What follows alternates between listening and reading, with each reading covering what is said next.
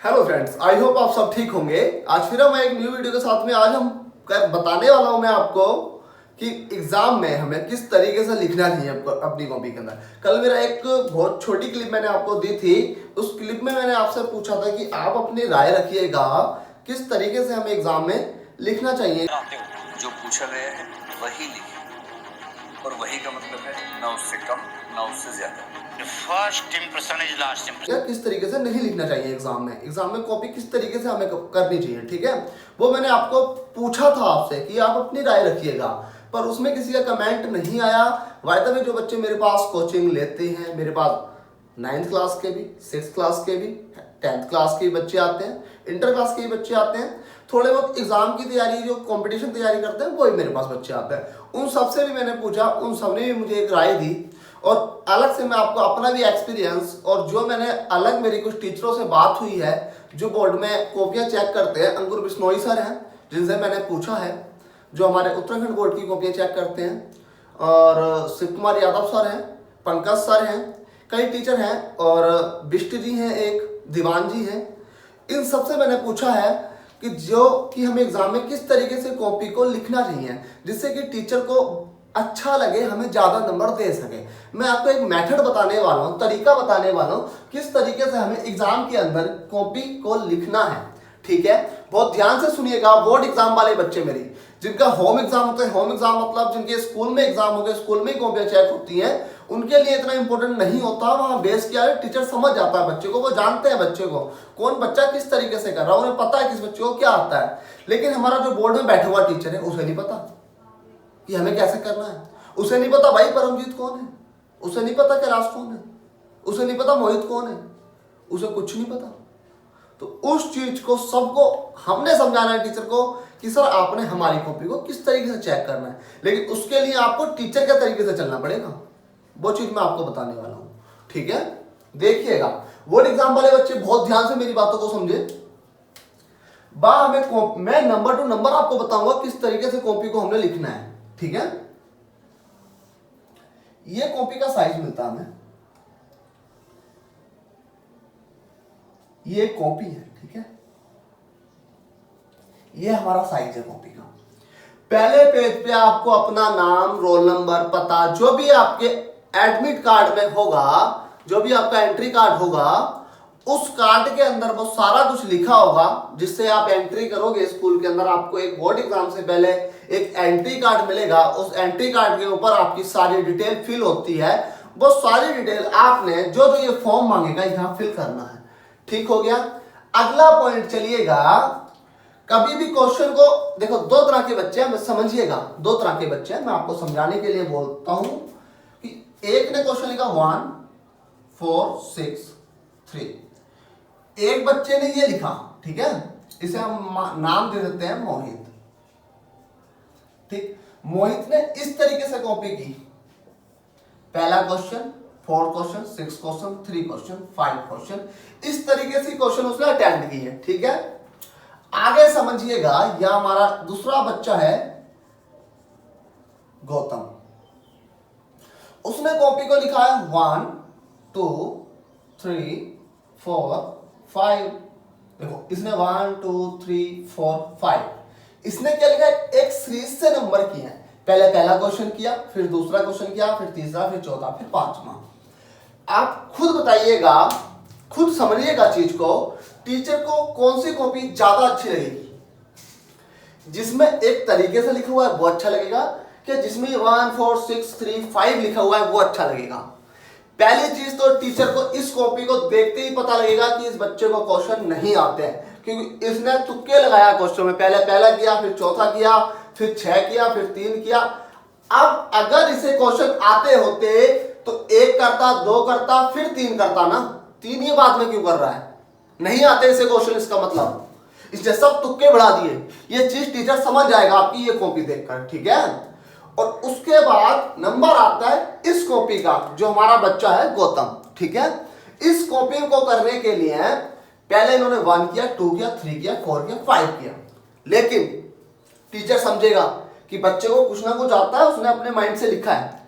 कोई भी क्वेश्चन को पूरा नहीं पढ़ता है टीचर, आप याद रखिएगा, कोई भी टीचर बोर्ड एग्जाम में कॉपी का क्वेश्चन पूरा रीड नहीं करता है, ये आप अपने माइंड में बिठा लीजिएगा। लेकिन वो मेथड देखते हैं, लिखने का तरीका देखते हैं, आपने किस तरीके से लिखा है, वो सारी चीजें वहां पे नोट होती हैं। ओके, वो सारी चीजें उन्हें देखने होती हैं किस तरीके से आपने क्वेश्चन को करा है। देखो मैं अब क्वेश्चन हमारे दो तरीके के होते हैं एग्जाम में, हमें दो तरीके के क्वेश्चन मिलते हैं, एक थ्योरी मिलती है भाई, एक न्यूमेरिकल मिलते हैं। ठीक है, न्यूमेरिकल करने का तरीका, मैं कोई भी एक क्वेश्चन उठा लेता हूं, चलो एक मैथ का क्वेश्चन लेता हूं, 3x + 6 = 5।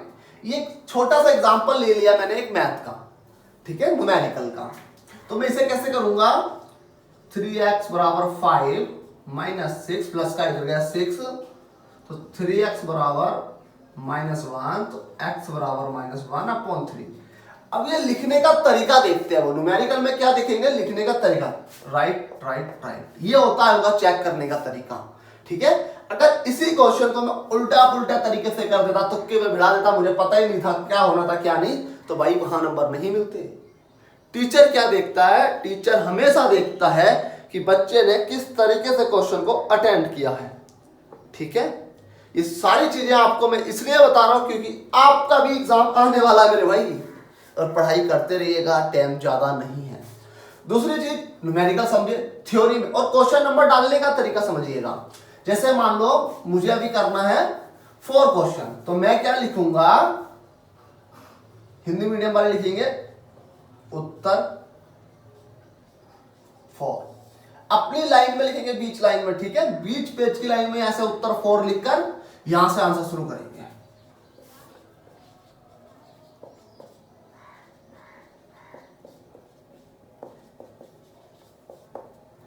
इस तरीके से, ठीक है, ऐसे क्वेश्चन का आंसर दोगे आप, वो भी साफ साफ राइटिंग में। अब आपने फिर अगला क्वेश्चन करना है, क्वेश्चन नंबर 5 करना है, तो यहां पर उत्तर क्वेश्चन नंबर 5, यहां से फिर लिखना शुरू करोगे थ्योरी में। ठीक है, मैथ में भी आपने यही करना है, न्यूमेरिकल में भी आपने यही करना, थ्योरी में क्वेश्चन नंबर ऐसे बीच में डालोगे एक लाइन में, एक लाइन छोड़ोगे, फिर आंसर शुरू करोगे, आंसर फिर हर क्वेश्चन के गैप देना 2 लाइनों का।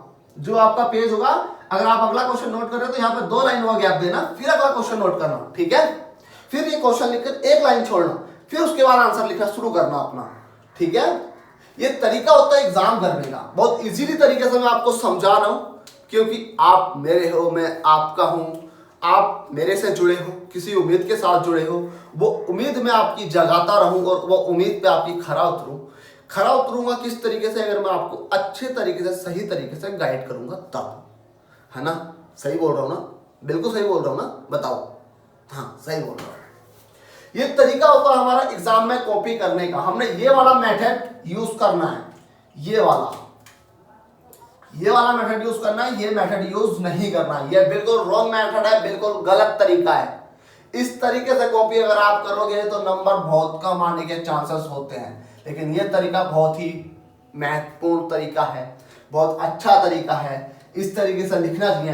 पहली चीज, एग्जामिनर है भाई, वो भी एक इंसान है, कॉपी चेक करते करते वो लोग इरिटेट हो जाते हैं, वो लोग परेशान ना हो, आपने इस तरीके से कॉपी को बनाना है। मेरी बात हुई थी टीचरों से, कई टीचरों ने बोला कि बच्चे लास्ट में लिख कर देते हैं, सर मुझे पास कर देना, नहीं तो मेरे घर वाले मेरी शादी करा देंगे। लड़कियां ये लिख देती हैं कि सर अगर मैं पास नहीं हुई तो इस साल मेरे घर वाले मुझे फिर आगे नहीं पढ़ाएंगे, वो मेरी शादी करा देंगे।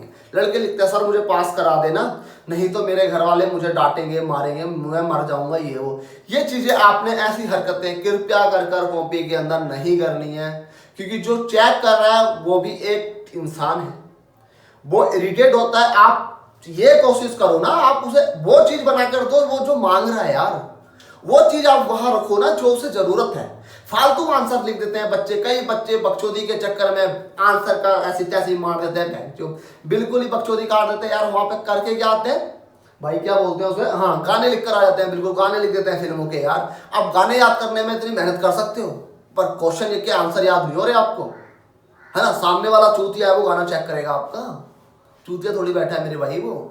हाँ ये बात मानता हूँ, पूरा नहीं पढ़ते भाई, तो चेक तो करते हैं ना, वो समझते तो है चीज को, क्या लिखी है क्या नहीं। गाने में नंबर थोड़ी दे देंगे, ऐसी हरकतें नहीं करनी मेरे भाई, ठीक है, जो लोग भी मेरे से जुड़े हैं कृपया कर ऐसी हरकतें आपने कुछ नहीं करनी है। कॉपी के अंदर पैसे नहीं रखने, कुछ उल्टा सीधा लिख कर नहीं आना है। आपने राइट करना है जो आपको आता है। जो नहीं आता है वो लास्ट टाइम में, मान लो आपको आता है भाई पहला क्वेश्चन, चौथा क्वेश्चन आता है, 5वां नहीं आता है, तो 5वें को आपने जब तक नहीं छेड़ना है, जब तक वो क्वेश्चन अटेंड ना कर दो, जब तक जो क्वेश्चन आपको आते हैं।